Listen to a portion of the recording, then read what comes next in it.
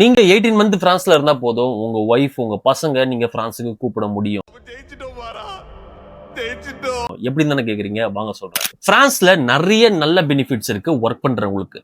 அதுல முக்கியமான நல்ல பெனிஃபிட் என்னன்னு சொன்னீங்கன்னா, ரெக்ரூட்மெண்ட் ஃபேமிலியல். அதாவது ஃபேமிலி ரீக்ரூட்மெண்ட் சொல்லுவாங்க.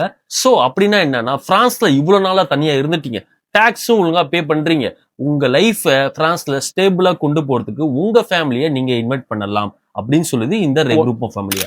இதுக்கு எலிஜிபிலிட்டிஸ் என்னன்னு பார்க்கலாமா? நீங்க பிரான்ஸ்ல 18 மந்த்ஸ் இருந்திருக்கணும், 1 இயர் ப்ராப்பரா டாக்ஸ் ஃபைல் பண்ணிருக்கணும், உங்களுக்கு ரெகுலர் சேலரியா இருக்கணும். நீங்க 1 வருஷம் கார்டு இருந்தாலும் ஓகே தான், 4 வருஷம் கார்டு இருந்தாலும் ஓகே தான். பேசிக் சேலரி இருக்கணும், அதாவது ஸ்மிக் இருக்கணும், உங்கள்கிட்ட ப்ராப்பரா ரெண்டல் அக்ரிமெண்ட் இருக்கணும். ஒரு பர்சனை கூப்பிடுறீங்கன்னா 25 மீட்டர் இருக்கணும்.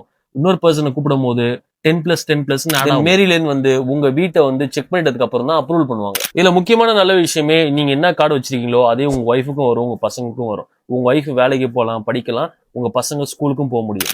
பிரான்ஸுக்கு வரதுக்கு முன்னாடி அட்லீஸ்ட் ஒரு A லெவல் முடிச்சு வச்சுக்கிறது நல்லது. அங்க போயிட்டு ஒரு வேலை எடுக்கணும்னா ஒரு ஃபார்மசியும் பண்ணணும், அதுக்கு A1 ரெக்யர்மெண்ட் கேட்பாங்க. ஸோ இங்கேயே முடிச்சு வச்சுக்கிறது ரொம்ப ரொம்ப நல்லது.